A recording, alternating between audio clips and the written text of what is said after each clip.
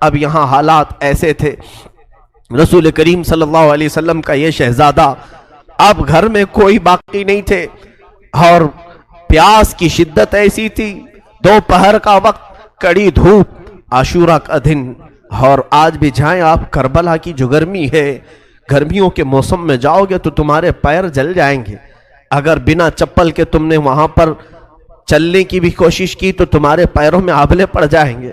ان شہزادوں کے پیروں سے چپلیں تک چھین لی گئی تھی، گرم ریت پر انہیں دوڑایا گیا تھا۔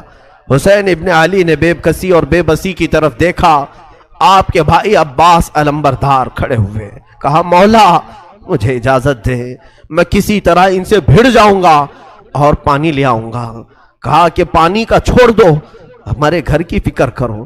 کہا مولا آپ کی بچی سکینہ بار بار کہتی ہے چچا کیا مجھے ایک چلو بھی پانی نہیں پلا سکتے، کیا مجھے تھوڑا سا پانی آپ نہیں دے سکتے؟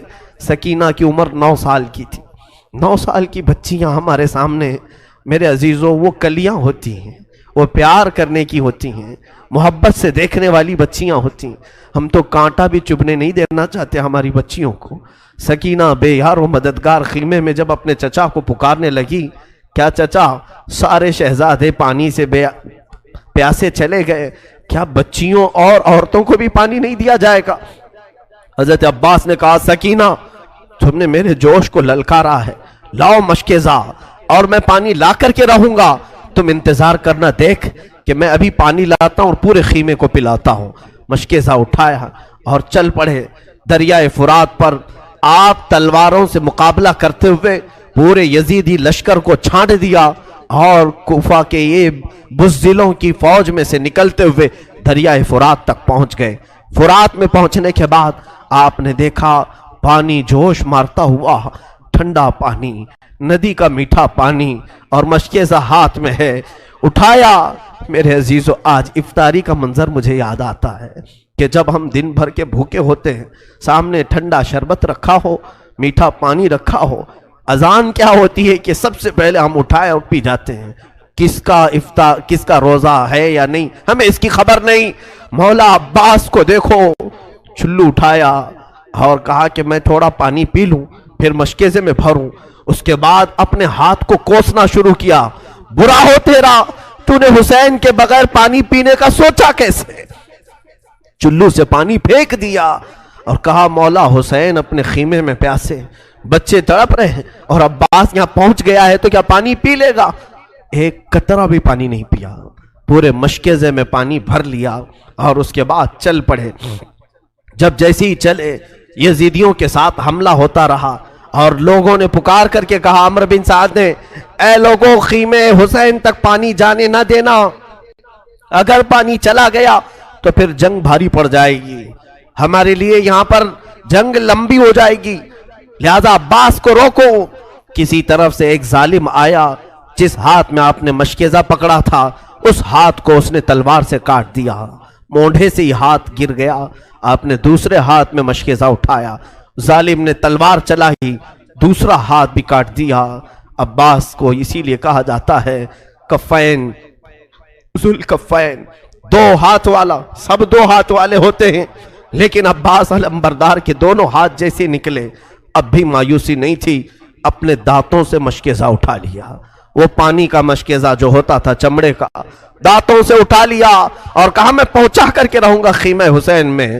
پکارے عباس، اے سکینہ میں پانی لاؤں گا تو خوب پینا، کٹے ہیں بازو چھدا ہے سینہ، ابھی میں کٹے ہیں بازو چھدا ہے سینہ۔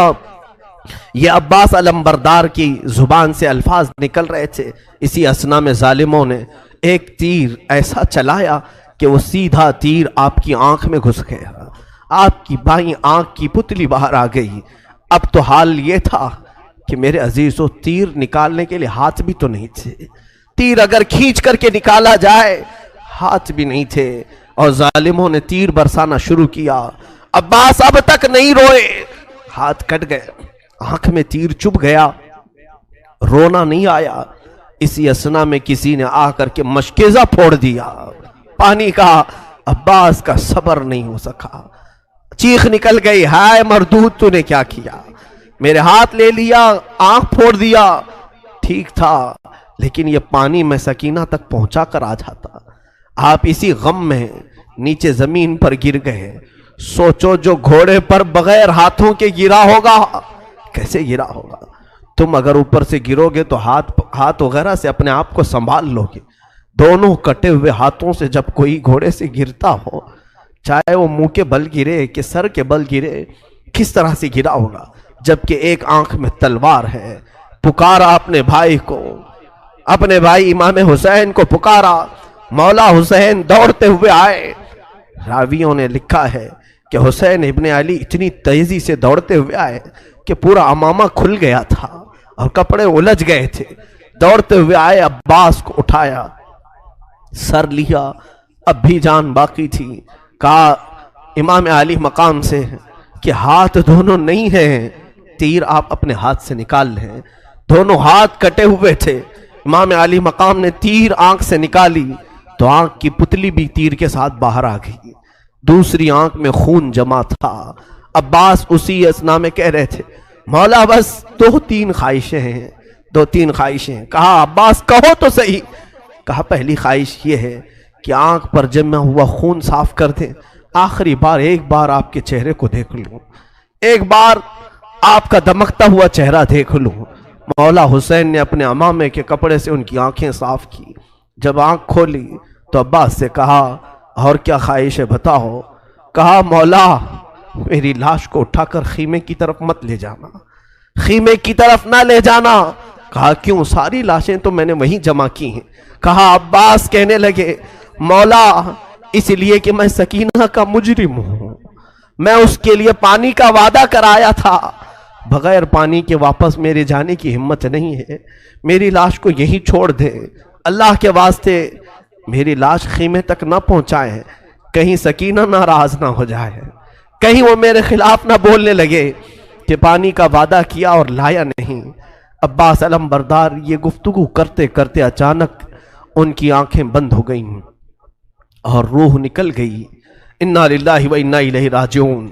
56 سال کے بڑھاپے میں حسین ابن علی کھڑے ہوئے, اپنی کمر پر یوں ہاتھ رکھا.